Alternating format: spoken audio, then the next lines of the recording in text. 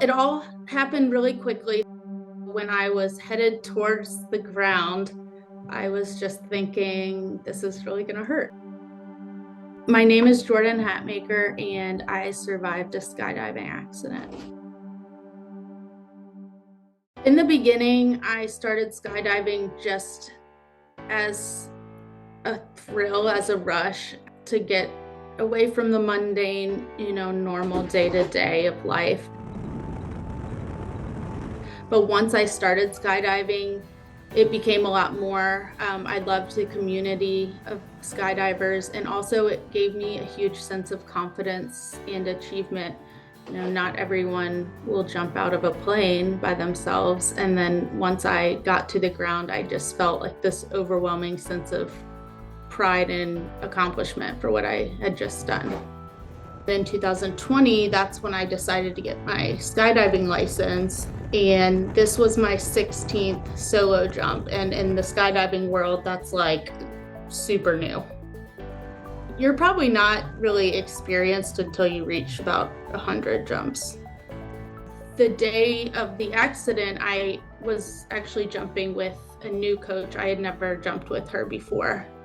And she was a newly trained coach as well.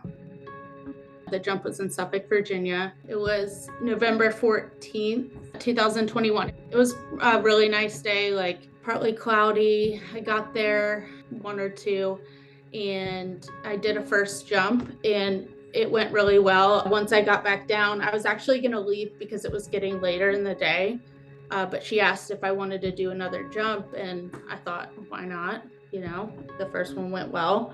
So that's when I did my next jump, when the accident happened.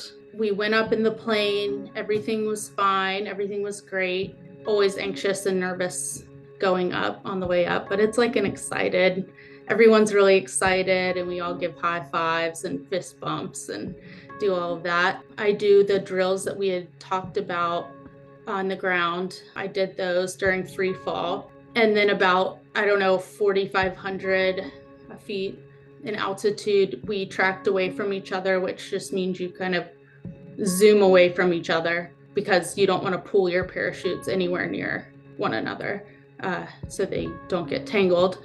And when I pulled my parachute, the pilot chute, which is the small chute that comes out before the main canopy, it wrapped completely around my right leg multiple times. So my main parachute didn't come out. I just went into survival mode when it wrapped around my leg and the main parachute wasn't out. I just went into survival strategy mode, like, okay, how can I get myself out of this situation? I have got to get this off of my leg. Well, hindsight's 2020. I should have pulled my reserve parachute. However, I thought that I had a lot more time than I did. I miscalculated that, and because I was new, I didn't pull my reserve parachute like I should have. I tried to get it off of my leg by just like pulling it off my leg, or like trying to unwrap it. But by the time I was finished trying to do that, the automated reserve parachute fired. So the reserve canopy did work for a few seconds. I had control of it. I steered away from the runway because I was like headed straight for the runway, the asphalt, and I had enough time to just steer it away from the runway and into the grass. However, the force from the reserve parachute coming out, it actually made the main canopy come out of its bag where it was stuck this whole time. And then the two canopies like dragged away from each other and then started spiraling. So it's called a down plane when that happens. It all happened really quickly. So when I was headed towards the ground, I was just thinking, this is really gonna hurt. I didn't think that I would sustain the injuries that I had. I had this optimistic view pretty much the whole way down. Like, this isn't going to be too bad. I might break a bone. I couldn't feel anything or move anything below my waist. Everything above my waist was just like on fire, burning. It was a very intense pain. Other skydivers came running over, and then the people that were in the hangar that managed the place, they all came running over too. I couldn't really do anything. Obviously, I was on the ground and I could just hear and see buzzing above my head, like people a little frantic, trying to figure out what to do. Obviously, they called 911 and it felt like forever, but I think it was probably 30 minutes until the paramedics arrived because we were in the middle of nowhere.